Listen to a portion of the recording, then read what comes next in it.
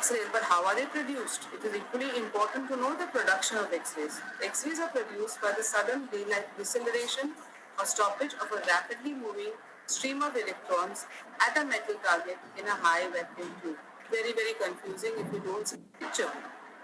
So let's see this.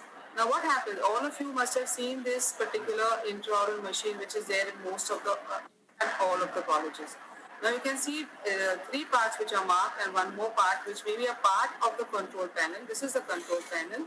You have the extension arm in which all the wires are passed, and it also gives you the flexibility to move it from here to there and adjust the tube head. Okay, the exposure switch may be in the control panel, or it may have a long wire and be kept outside the room so that you go out, stand behind a protective screen, and then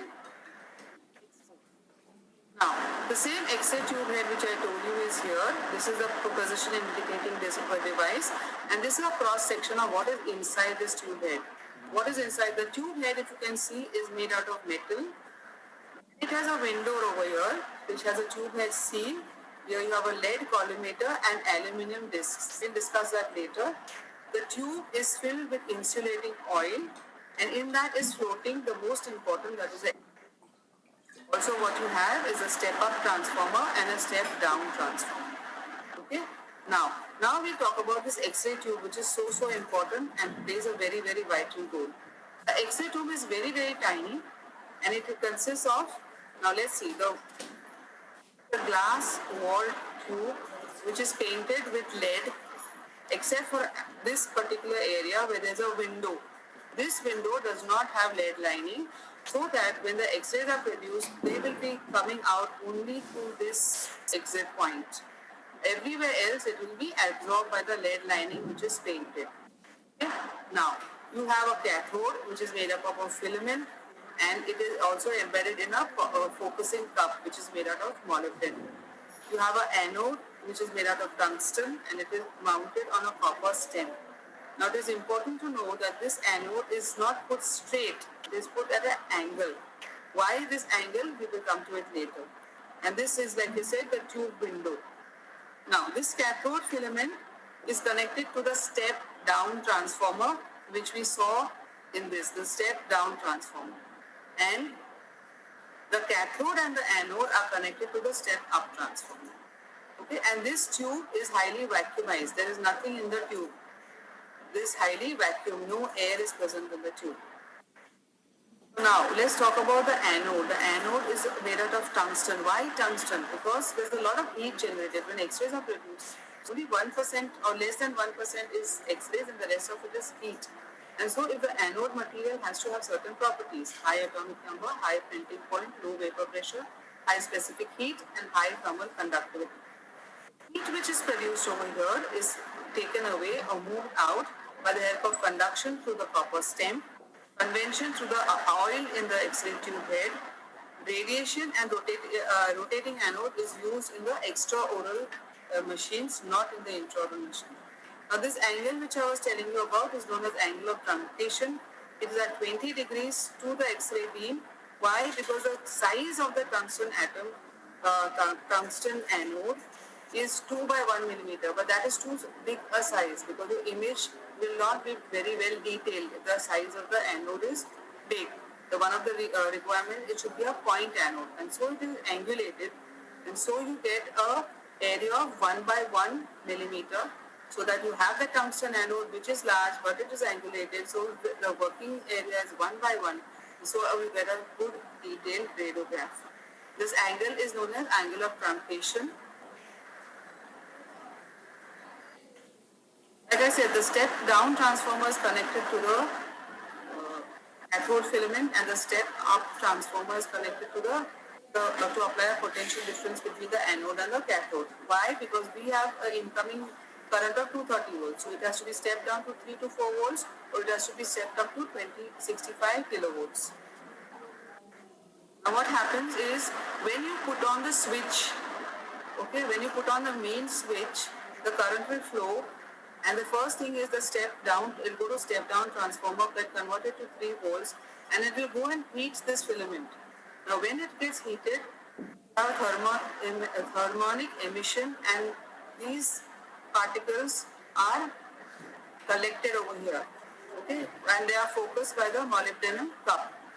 Now, when you go and press your exposure switch, a potential difference is applied across the cathode and the anode, and because of that, from the negative terminal to the positive terminal, these electrons are accelerated. Once they're accelerated, they come and hit the tungsten button, and then X-rays are produced. Like they are not produced in one direction only, they are produced in all directions. But because you have the glass tube which is lined with a lead lining with only a window over here, these X-rays can exit. And they exit through the PDI, positioning indicating device. Now how are they produced? One is by Bremsstrahlung radiation or braking radiation. Like what happens is here, this again what is that, the bombarding electron comes very close to the atom and it changes its direction, giving off general radiation. Because the speed of this electron gets slowed down and it gives out general radiation. The other is characteristic radiation, where it comes and bombards and an electron is ejected and the energy which is released is a characteristic radiation of that particular atom. You have two types of radiation which are produced, Bremsstrahlung radiation and characteristic. Now, I told you that in the X-ray tube there is a filtration and a collimator. The filtration is an aluminum sheet and it is mainly used to remove the long energy or the for long wavelength radiations which cause exposure, unnecessary exposure at the skin level to the patient. Collimation is made out of lead. The collimating material is made out of lead and it controls the size and shape of the X-ray beam. What is more important is projection geometry. Now what is projection geometry? It is dependent on various factors like density, contrast, sharpness, magnification and distortion. What is density? Density is the overall blackness or the darkness of a dental radiograph. You know that when you see a dental radiograph, you see grey areas, black areas, white areas. So the degree of difference in the amount of darkness is the density. Now density depends on first degree factors and second degree factors. First degree factors are milliampere, exposure time, kilovoltage and the source film distance. Second degree factor depends on the subject thickness. If the subject thickness increases, density decreases. If the subject thickness decreases, density increases. Contrast is a difference in the degree of blackness between the densities between adjacent areas of the dental radiograph, and these are they determine the film contrast, the subject contrast, operating kilovoltage, and exposure time. The contrast is dependent on these various factors. Sharpness. What do you mean by sharpness? You mean detail, resolution, or definition. Now, whenever image is produced, umbra is the actual image, and around the umbra is a dark ring, which is known as a penumbra. Okay. Now, this umbra and penumbra production or the sharpness of the image depends upon the geometric unsharpness, motion unsharpness, film unsharpness, fog unsharpness, and the use of intensifying screens. Okay, like I said, the size of the focus spot should be as small as possible. The smaller the focus spot, better and sharper is the image produced, and hence we use that 20 degrees angle known as angle of truncation. Magnification. Now when I say magnification, it has to be differentiated from distortion. Magnification is uniform enlargement. The entire image gets enlarged. Okay. Now that will depend on the target film distance, the object film distance, and the use of intensifying screens. Dimensional distortion means a part of the image is distorted. Now this will happen in case of an object film alignment is not proper, or the angulation of your X-ray beam is not proper, or in case when you are using the bisecting angle technique and the patient is holding the film, especially in the premolar area, and the finger pressure is too much, the film gets pressed too hard and the image gets distorted because of the pressure of the finger pressure. So now what are the basic principles of projection geometry or basic principle of shadow cutting? There are 5 plus 1. First is the focal spot should be as small as possible. Like you can see, this focal spot is large. If a large image or the shadow is caused. When this focal spot is small, there's hardly any shadow produced. Okay, here you see no penumbra.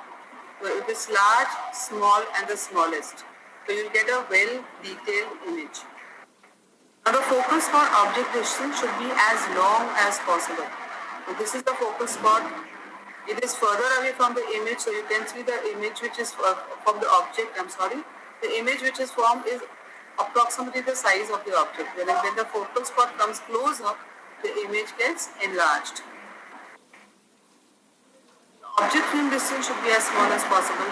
When the object is closer to the film, you get a better image of the size and shape of that of the object. Now this is the one principle that bisecting angle follows. All the other principles are followed by the long cone technique. In long cone technique, the object is further away. This is one principle which the long cone technique does not follow. The long axis of the object in the film plane should be parallel. If your object like this is not parallel to the film, you can see that the length which is produced is shortened. So it is always important that the long axis of the object and the film should be parallel to each other. Now this is also not in the case of bisecting angle technique. The X-ray beam should strike the object and the film at right angles. Now the object and film, if they are parallel to each other, automatically the X-ray beam will strike perpendicular to both the objects. There should be no object. There should be no